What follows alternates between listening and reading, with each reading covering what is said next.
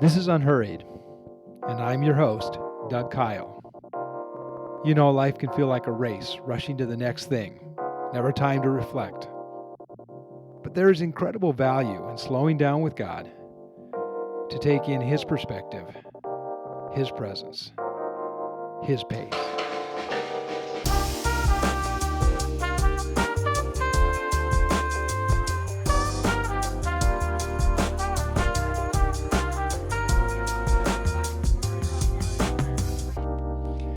Can someone who truly believes walk away from the faith? Is it possible to be in and then out? I mean, we all have free will, right? So how does that work? This is episode 12 of season 2 of Unhurried. I'm your host, Doug Kyle. Ryan, our producer, is under the weather, and so we've got him quarantined over in the corner over here. But can you give a shout out, Ryan? Can we? Hi, everybody. All right, so he's in the room. He just, his voice is not ready for this. So, but we're in luck because I have Andrew Lane who's joining me today. Andrew kind of oversees our pastoral care here at our church. Welcome, Andrew. This is your first time here. Thank you. Yes, I'm excited. I've been following the podcast for a long time and looking forward to the opportunity to be part of it. Yeah, now you get to be add your voice and your face of people who are watching to the. So this is great. You regularly speak at our church too, give messages and always have some great insights. So I'm happy to have you joining along with us. We have a nickname for Andrew among the team. He's the wise brother. Oh, so thank you. So we're glad to have you here. Welcome also to our listeners and viewers who are following along. Unhurried is meant to be sort of a deeper dive that revisits what we talk about on Sunday morning and allows us to go a little bit below the surface to kind of go into some stuff that we don't get a chance to cover on Sunday morning. And so that's kind of part of what we're doing here. And, this week I got another request for swag. Oh, for the podcast. Yes. All right. So, so far we've put together some hats for the podcast. Yes, I like the hat. We only have two of them. Yeah. Charlie made two of them, one for him and one for me. So we have two hats, and also we have a tote bag. Yes, which is like very nice. Bag. We have one of those. Very practical. So that was Ryan's wife, Amanda, made that. So I'm sort of thinking the next step would be coffee cups. Yeah, very natural. Yeah, because natural progression. Don't you think? Oh, very much. It kind of goes with the idea of just slowing down, unhurried, sipping your coffee. You brought your coffee along. Yeah, ironically, I'm drinking my water out of a coffee. Oh, okay. So that's and then have coffee in the water cup. Thermos type. So you have coffee in your water cup, water in your coffee cup. Great. I've got my cortado with me and some water as well. So, I think coffee cups would be good. Someone actually, last week we talked about, if you follow the podcast, we talked about Ariel and Thor who visited our church from the Disney cruise ship. And someone said, I'm going on a Disney cruise in a couple months. Can I bring some podcast swag with me and give them for Ariel and Thor? For Ariel and Thor. Yes. So we'll have to think about that. But anyway, our podcast is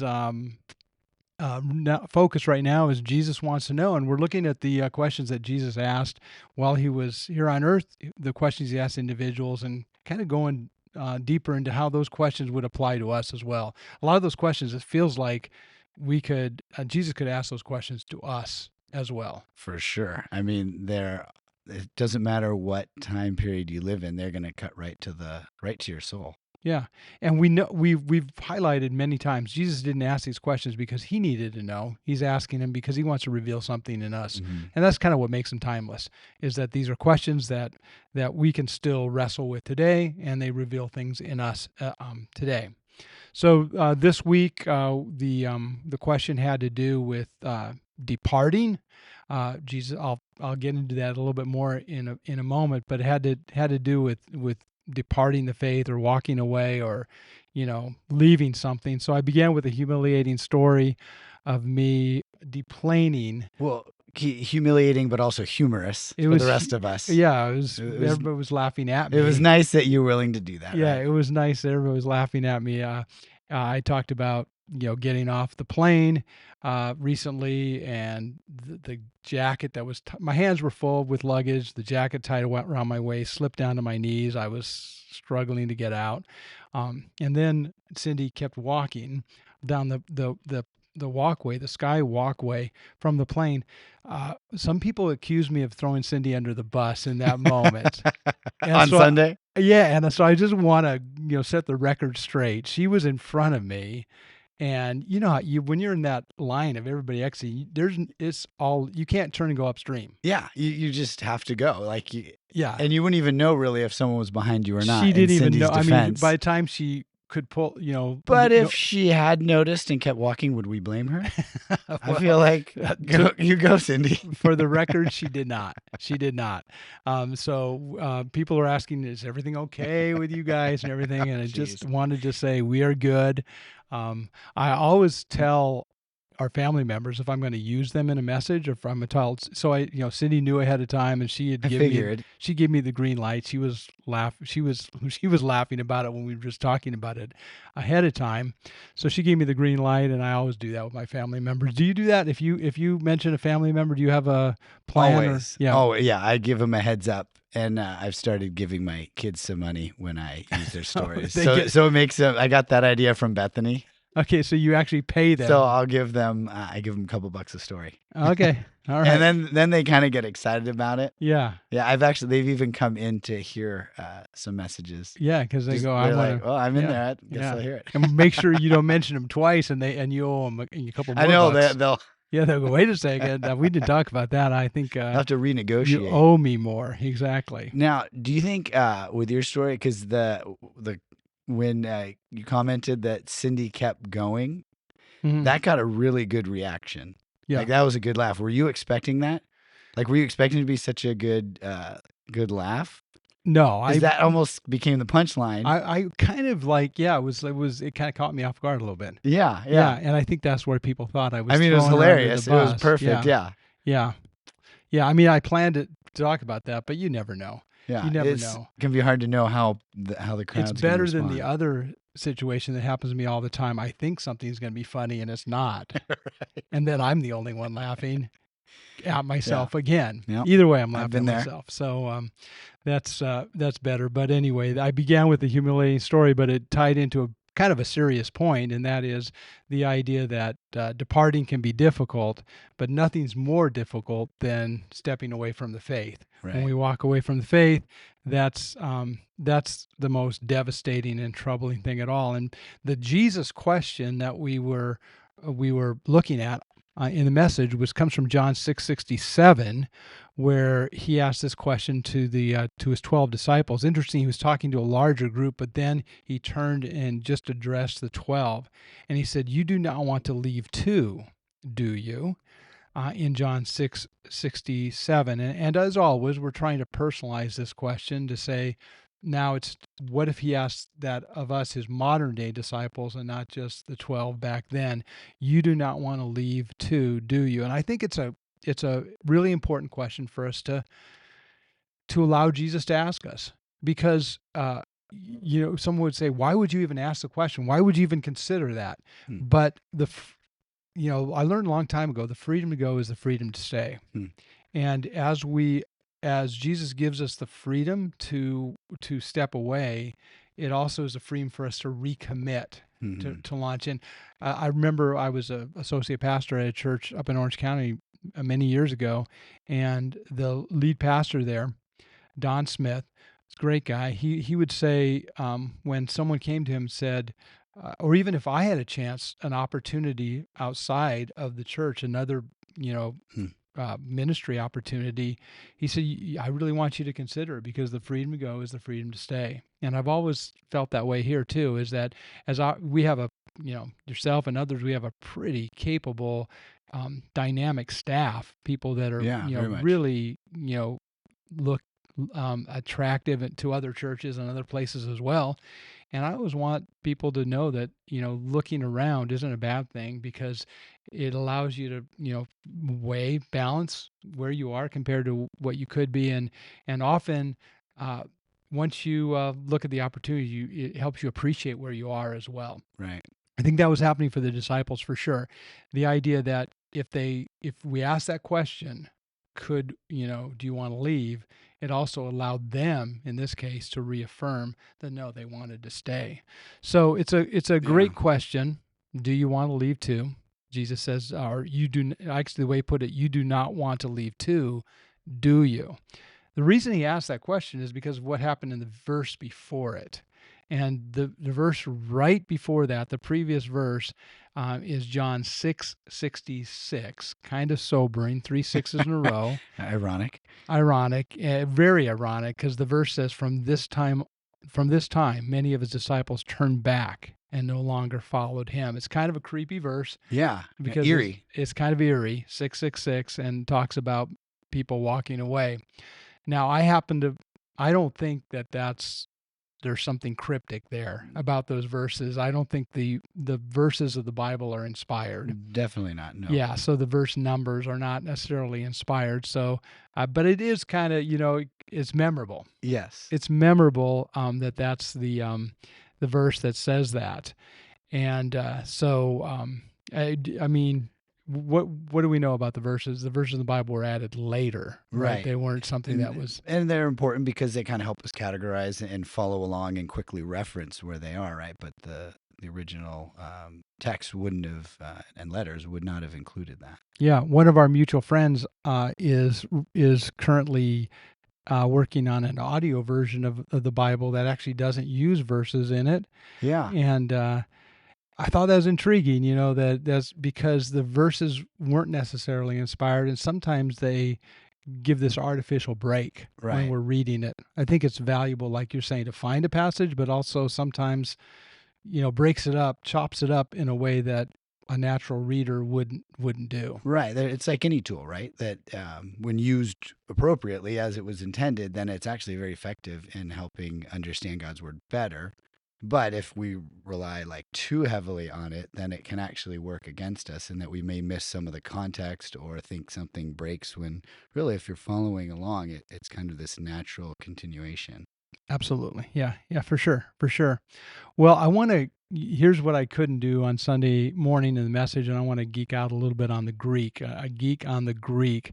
In this question that Jesus asked, he assumes a no answer. When he says, you do not want to leave too, do you? The way that's constructed in the Greek, it implies that the answer is going to be no. And it's hard to actually convey that in English as strongly as it is conveyed in the Greek. The illustration I used in the message was a teenage girl who her friends want to go get ice cream. The parents say, fine, just you have to take your younger brother.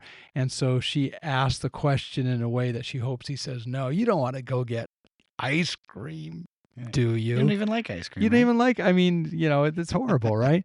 And she's hoping for an answer, no. Well, that's exactly what's happening in the Greek, is that it's assuming that no answer.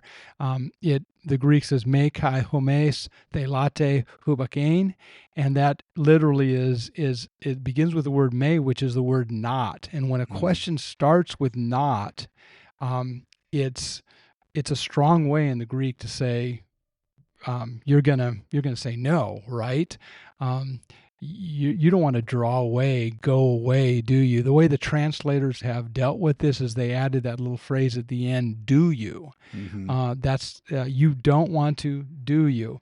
The do you isn't in the Greek, but it's their way of trying to really emphasize what Jesus is getting at there. And you have to have something there, right? So that as we're reading it, that it's not just kind of Jesus kind of like, oh, well, do you want to leave too? Are you going to follow them? Yeah. But more of the, from the beginning of the question when Jesus would have asked it, it was quite clear, and probably to the disciples, that his assumption was, of course not.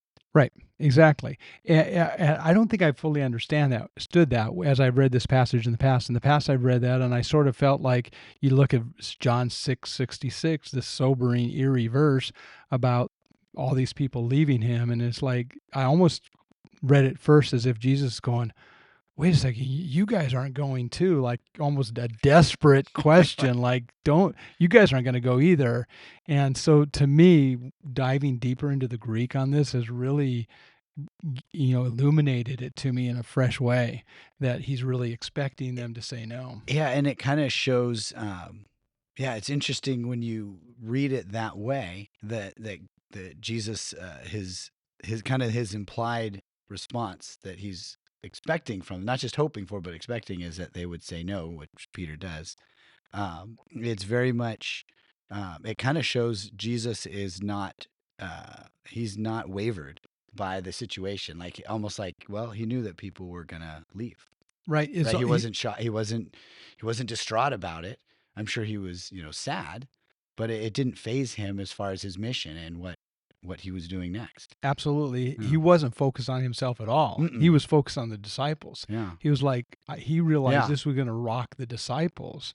It wasn't going to rock him. Yeah. It was going to really trouble them and unsettle them seeing these people leave. And so at that point, he turns to them and says, I want you to be secure right now in the midst of this troubling experience. Yeah. Which is what Jesus does for us today too. When we hear about others who are, heroes of the faith, or people that we really admire or really just thought they were doing great, and we hear that they walk away from the Lord, or there's some kind of moral crisis or something that happens that really devastates us, it rocks us to the core. And I feel like this question that Jesus asked becomes very pastoral, Mm-hmm. especially when he assumes the no answer. It's like saying, don't let this ruin your faith.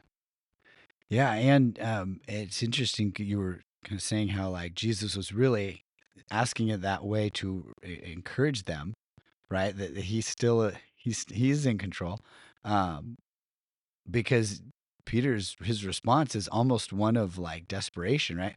Well, where else can we go, right? Yeah. There's nowhere left for us to Yeah. go. You have the words of eternal life. Yeah, it kind of Yeah. reveals what's going on in their hearts. Yeah. How troubled they were by this, the desperate response. Mm-hmm. And to kind of see Jesus as in control in that moment would be, I think, needed for the disciples.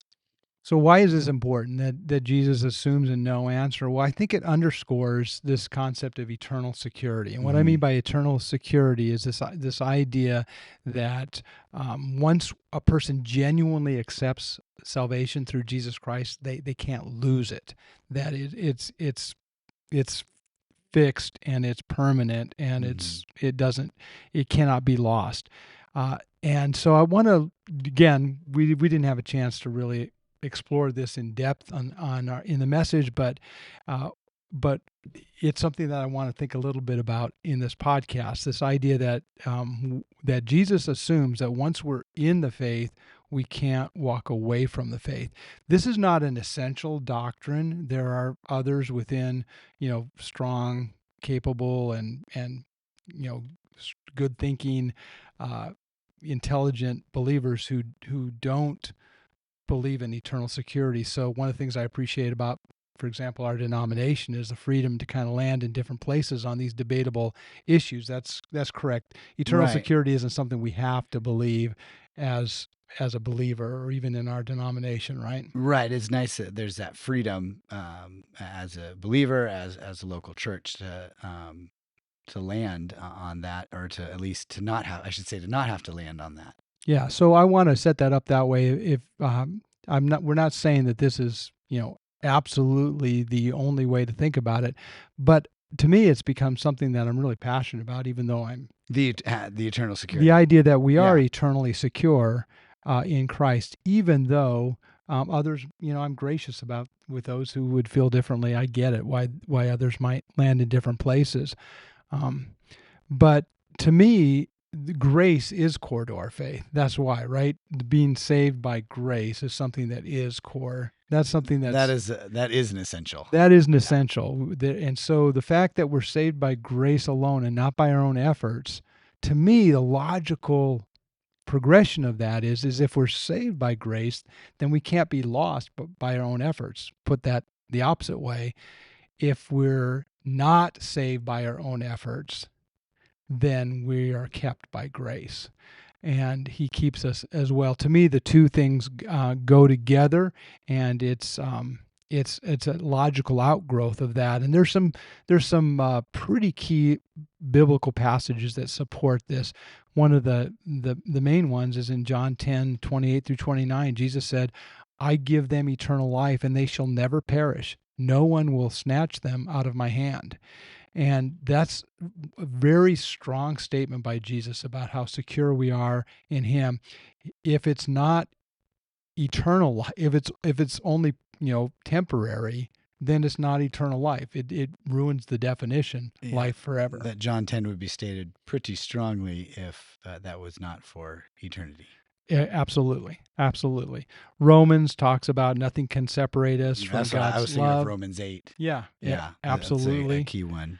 Ephesians talks about how we're sealed with the promise of the Holy Spirit. Again, it's God's powers, not ours. It's called a guarantee. And Philippians talks about how the one who began a good work in us, God, will carry it on to completion. Again, the emphasis is on God's working and not our own ability to hold on. And even in this passage itself, the one that we were looking at from John 6, Jesus has just said, we keep going back one verse. The question comes in verse 67, the description of people departing in 666. But if you go back to 665, Jesus says this is why I told you that no one can come to me unless the Father has enabled them. And again, the emphasis is on God's enabling. God is the one who enables us to have faith to begin with. If he's the one that initiates it, he's also the one who keeps it. Now, to be fair, there are some verses in the New Testament that can challenge us a little. Right. The reason that it is somewhat debatable. There are some other passages that make us scratch our heads or have to wonder a little bit what this means. Hebrews especially has a couple passages. Hebrews 6, I think, is a popular one to.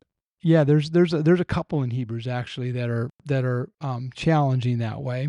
Any of the passages in the Bible that call us to persevere make you think, well, does that mean we can't persevere if we're being called to persevere? And to me, these passages, though, are there to make sure we don't get complacent. They're meant to be challenges to press on, to move forward, to self-evaluate, to make sure we really are in the faith and not just going through the motions. To me, that's why they're there, and not because somehow we are not eternally secure. My take is that this is exactly what those passages are for. They're a challenge to press on and stay focused, and not to just kind of get complacent and coast. Yeah, well, I think sometimes that if we it's possible to overemphasize the eternal security in a sense. Not that you could overstate it because it is eternal, but I think to overemphasize it could lead to complacency. And historically, that has happened with different Christian groups. Putting too much emphasis in their daily lives on the eternal security can, in some ways, kind of make it so that we're less likely to do what God has already planned for us to do that day. And Paul in the Bible warns against that as well, to allowing such an emphasis on grace to come that we feel like, well, we can just sin all we want because we're forgiven. Abuse it, right? To abuse it, right. In reality, though, and here's what is just fascinating to me. In reality, if we truly understand eternal security, if we really get the fact that once we're in, and we're sealed and we're set, I don't think it does make us complacent. I think in reality, it can be a fire that actually makes us more passionate about our faith. I heard the story a long time ago, and it's really stuck with me. I wonder if you've heard this one before. Maybe you've heard me tell it, because I love this story. But it's a true story about the Golden Gate Bridge, which was constructed in the 1930s. The chief engineer on the project was a guy named Joseph Strauss, and he instituted these new safety measures at the time, which was really revolutionary for building bridges, and that was to put a net underneath the bridge in case a worker would fall. Now, they didn't do it right away, and so some workers had fallen already to their death. But pretty early on, they put this net underneath the Golden Gate Bridge while they were constructing it. It cost $130,000, which back then was a huge amount of money. 1930s. During the Great Depression, 130. It was probably, I don't know how he got that one passed.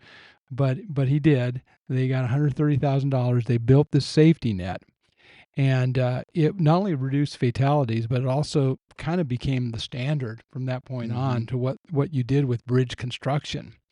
As it turned out, it saved the lives of 19 men who fell during the rest of the construction. 19 individuals fell, and the net saved their lives. I love it. These individuals were known as the Halfway to Hell Club. The 19. The 19 were the Halfway to Hell Club. They were halfway there, and the net caught them. Maybe we don't want to use that phrase for people that are detouring in their faith. Probably the Halfway to Hell Club. But that's what they were known as. But here's the point. The point is this: that it not only saved lives, as crucial and as important as that is, it also, they were surprised to see it actually increased efficiency. The workers, knowing that they weren't risking their lives up there, weren't at peril of falling and dying, they actually worked more confidently and more efficiently and more effectively. They were able to finish the job more quickly, and so that's probably one of the reasons that this stuck with other bridge constructions. They realized that the workers' confidence led to this increased productivity and a faster pace of work. Yeah, the security they had, which, I mean, still, if you've been on the Golden Gate Bridge, like I always think about that, people building it and working up there. I mean, I imagine that's still pretty scary and stressful to think about falling, even though you're not going to die. That's probably a pretty good fall. Yeah. I mean, I've walked. Well, I didn't walk across. I walked because we were parked on one side, so we walked halfway across and then walked back years ago. And I don't know if there's just certain times you can walk or you can always walk. But anyway, we were able to walk the whole length, but only by going halfway and back. Yeah. And I probably would have been a little more comfortable if there was a net down there, even while I was walking. Right? Yeah, it is unnerving. It's a long way down. And it's shocking to think that people weren't doing that, building those kinds of projects before this. Yeah. But you could see how, I mean, it is logical, actually, that if those workers, they have that sense of security, they're going to push themselves a little bit more, right? Yeah. They're actually going to also probably be focused on their job more than not falling. Absolutely. Yeah, for sure. Well, the same is true with our faith. Right. The connection is hopefully clear, is that if we know that we can't fall out of grace, that we can't fall completely and lose our salvation, that it wouldn't just be halfway to hell, but all the way to hell. Yeah. If we know that, then it actually makes us more motivated in our faith. It probably increases our impact for the kingdom. It makes us more passionate about our faith. When we truly understand all that Jesus has done to secure us, to me, that's a great motivator. Well, and the motivator, it's really changing your perspective, right? I hope, as instead of doing things just to like stay in God's good grace, you're doing things because you're already in God's grace, and so that really you're not being a good neighbor just so that your neighbor will be a good neighbor back, or you're doing it because God's already done that for you, right? God's already been a good neighbor, so you're being a good neighbor just because that's what you do, because that's what God's done for you, and so you're not expecting anything in return, or and so all of a sudden your motivation is totally different. Rather than feeling like this huge pressure to perform, it's a response to God's goodness and grace to us. Yeah. In the end, I really believe that our faith as followers of Jesus is a responsive faith. We are responding to what He's already done for us. How does John put it? He says, we love because He first loved us. Mm-hmm. And so we simply are responding to His great love for us. God is always the initiator, and when we understand that, to me, it can add to our security as believers, as well as our give us a passion and encouragement and strength and motivation to really pursue it all the more. Yeah, it's really, in many ways, it frees you up. Instead of worrying about your place before God, it frees you up to focus on things that God is directing you to do. Well, I hope this is encouragement for our listeners and viewers to just know that the all the lengths that God has gone to really make us secure. He has built that net. He has put that in place for us. We are secure in Him. He asks us if we're going to leave, not because He expects us to or is hoping that we don't, but because He assumes He gives us the opportunity to reaffirm our faith. Just like He did with the disciples, the 12, He does with us. He gives us the opportunity to reaffirm our faith and to put our trust in Him and to say, where else would I go? Mm-hmm. There's nothing that can replace what I have in you. So I hope there's encouragement to you. I realize that some of our listeners are not only thinking for themselves, but they're thinking for loved ones and friends that they have that may be, kind of on the fringe there a little bit. And hopefully that's an encouragement too, that God's put that safety net in place for those that they love and care about as well. Well, again, this has been a deeper dive into a sermon that I gave from John chapter 6. It's called When Faith Gets Challenging, Should I Stay or Should I Go? Part of the series Jesus Wants Us to Know. If you'd like to listen to it for the first time or listen to it again, you can find it at greenvalleychurch.com. Andrew, thanks so much for joining us. This is fun. Yeah, we're going to have to get you back here again. To be here. Yeah. Yeah, it's not too bad, right? Not too intimidating. No, it's very, very comfortable. Yeah, Ryan's over here just poking fun at us the whole time, so I love it. And coughing and hopefully keeping his germs to himself. Yeah. Again, we got the quarantine section over there. So thank you, Ryan, who is running things behind the scenes and producing all this. We get done right now, and then his work really begins. Right, he's got to put this all together, make us sound good. Make us sound good, which is a lot of work. It's like I don't know how you do that. Well, until next time, this has been Unhurried with me, your host, Doug Kyle. I look forward to talking soon.